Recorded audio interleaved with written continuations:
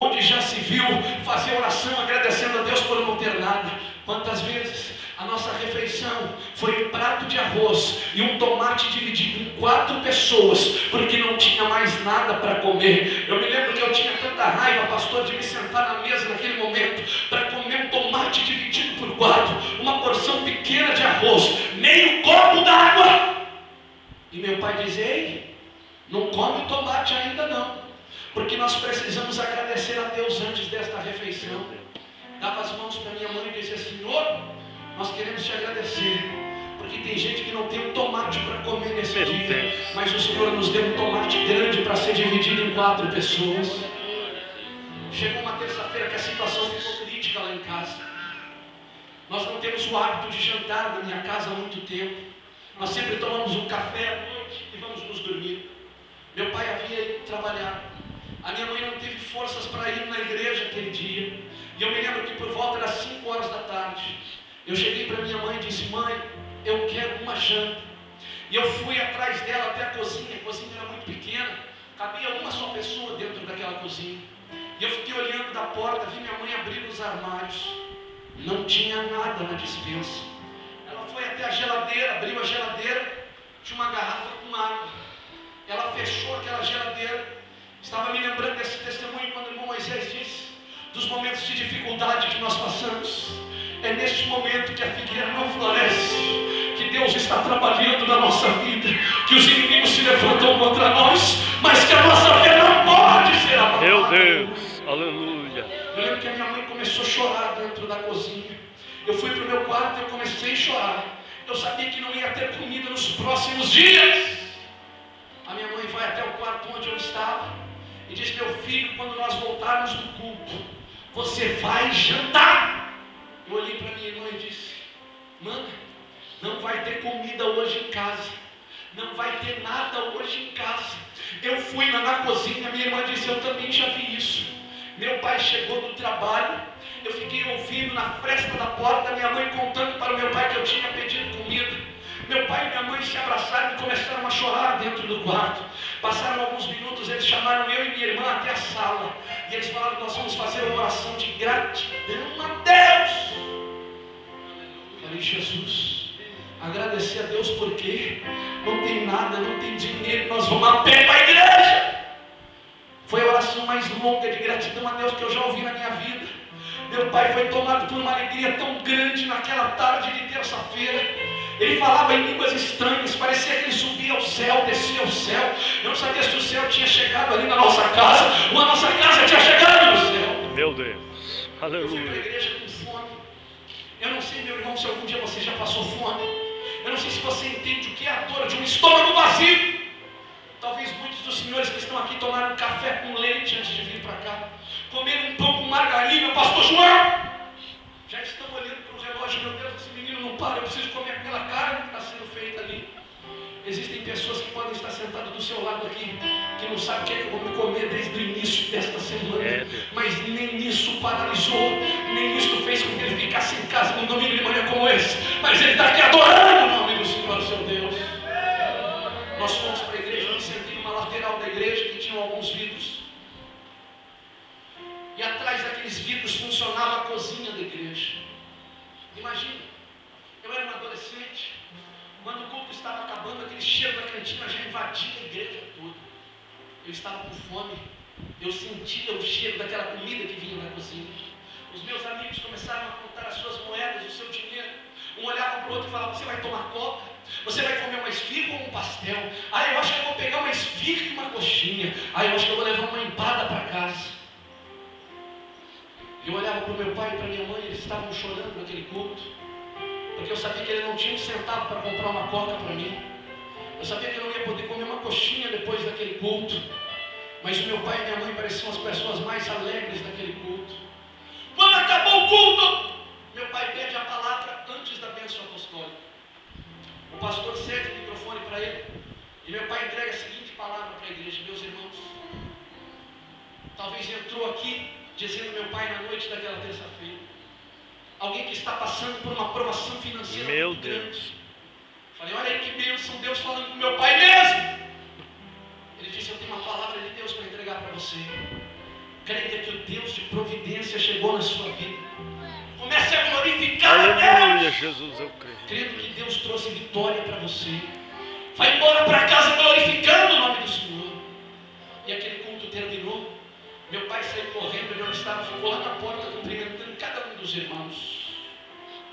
E eu olhando para o meu pai dizendo: esta é uma semana de bênção, esta é uma semana de vitória. Não chore, não se preocupe. Meu irmão, eu não li isso em livro nenhum. Eu não estou reproduzindo a história de algum pregador famoso que contou alguma coisa no DVD. Eu experimentei isso dentro da minha casa. Meu Deus. Nós entramos no carro, já era bem tarde. Meu pai deu partida no carro. Quando ele estava dando ré para sairmos do estacionamento da igreja, veio o nosso pastor presidente correndo, bate no porta-malas do carro e disse para o meu pai: Wagner, eu tenho uma coisa para te entregar. Peça para que o Eliel desça e te ajude. Meu pai desligou o carro, nós entramos na igreja. Existiam duas caixas muito grandes em um corredor principal que dava acesso à nossa igreja. Meu pai disse: o que é isso, pastor? O pastor disse: quando foi 5 horas da tarde de hoje, Meu Deus. uma pessoa entrou aqui na igreja e deixou estas duas caixas. Eu pedi para que ninguém mexesse nessas caixas. E elas estavam fechadas, estavam lacradas. O pastor disse: pega essas caixas e leve para sua casa. Eu pensei: que pastor amigo, veio um desconhecido aqui, joga 2 caixas aqui, vai que tem uma bomba, um bicho silvestre aqui dentro, e manda a gente levar isso para casa. Meu pai começou a pegar aquela caixa, só deu uma ajuda psicológica. Eu era pequenininho, adolescente, comecei a puxar aquelas caixas, já vi um adolescente curioso, já peguei o meu dedo, comecei a tentar rasgar aquela caixa, e meu pai dizia para mim: não toque nessa caixa. Meu pai é militar, meio serião assim, não é muito de conversa. Falei: não vou brigar com ele. Coloquei a caixa no porta-malas e fomos para casa. Meu pai colocou no centro da sala, como sempre fizemos na nossa casa. Pegou um estilete e rasgou aquelas 2 caixas. 5 horas da tarde era a hora que eu tinha entrado na cozinha com a minha mãe Meu Deus. e pedido uma janta para ela. E eu olhei nos nossos armários, não tinham nada. E ela disse: depois do culto você vai jantar. Tu és fiel, Quando Jesus. meu pai rasga aquelas 2 caixas com aquele estilete, tinha uma compra ali que dava sustento para nossa casa por todos aqueles dias. Meu irmão, eu me lembro como se fosse hoje, que a primeira coisa que eu vi quando aquela caixa foi aberta foi uma coisa tão insignificante para algumas pessoas, mas sabe essas bandejinhas de danoninho, esta coisa gostosa com gosto de morango, que fazia tempo que eu não sabia o que era aquilo. Eu voei em cima daquela bandeja, eu estava com fome. Quando eu peguei aquilo na minha mão, meu pai disse: tira isso daí agora e põe na caixa. Falei: pai, mas isso aqui é presente de Deus. Agora nós vamos orar a Deus algumas horas. Meu Deus. Para agradecer a Ele. Aleluia. Porque quando não florescia nada aqui dentro de casa, Ele não se esqueceu de nós. Ele não se esqueceu da nossa casa. Aleluia. Meu pai começou a orar: coloca a mão dentro do bolso. Meu irmão, quando Deus faz milagre nas nossas vidas, a gente fica surpreso. O impossível de Deus começa a se tornar possível na nossa vida quando tem adoração a Deus. Aquele paletó, aquele terno, meu pai não pegava muito tempo. E hoje nós sabemos o que aconteceu. Um irmão havia colocado um envelope dentro do paletó do meu pai e dito: aqui tem uma bênção de Deus para a sua vida. Os dias passaram, meu pai não havia mexido naquele paletó. Nós estávamos de joelho em volta daquelas caixas. Meu pai coloca a mão dentro do bolso. Existia uma oferta ali que cuidava da nossa vida, da nossa casa, da nossa família por mais alguns meses. Entenda, meu irmão, que é no momento do deserto, é no momento da sequidão, é no momento que a água não brota mais, é no momento que parece que a flor não vai nascer, é no momento que parece que a flor não vai desabrochar, é no momento que parece que a flor não vai se abrir. É nessa hora que nós começamos a adorar, que nós começamos a glorificar, que nós começamos a exaltar, porque nós sabemos que o nosso Redentor vive e Ele está aqui esta manhã. E esse mesmo Deus que entrou com providência na minha casa é o Deus que vai entrar na sua vida, em nome do Senhor Jesus. Aleluia. Para concluir esta reflexão, mulher começou a adorar ao Senhor. O versículo de número 26, nós já vamos concluir.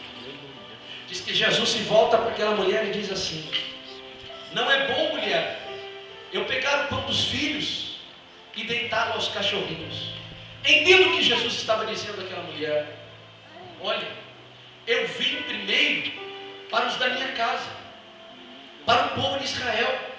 Não é justo eu pegar aquilo que é separado, reservado para eles, e entregar para você.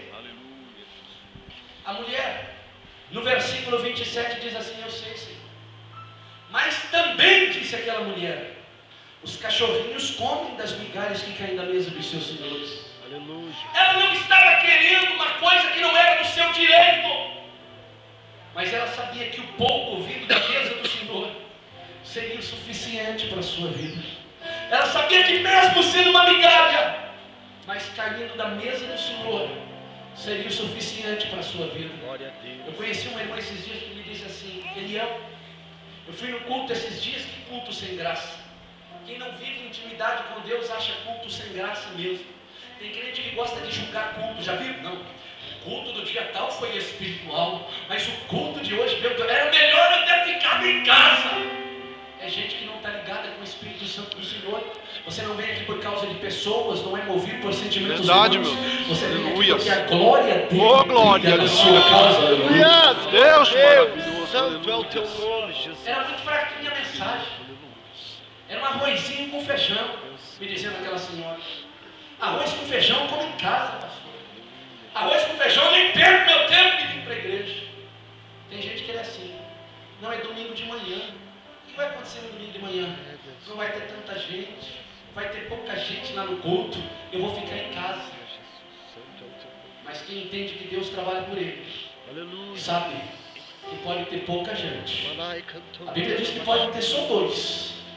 Porque onde existem dois ou três reunidos no torno Oh, do seu nome, glória. Ele garante a sua presença no nosso meio. Tem mais de dois ou três aqui essa manhã. Ele está presente no nosso meio. Olha, tem tanta coisa especial, mas um pouquinho que cai da mesa do Senhor é suficiente para trazer a vitória nas nossas vidas. Quantos creem no poder desta palavra e podem glorificar a Deus? Glória a Deus. Pela segunda vez, Jesus não tinha respondido o que aquela mulher queria ouvir. O versículo 28 encerra dizendo assim: então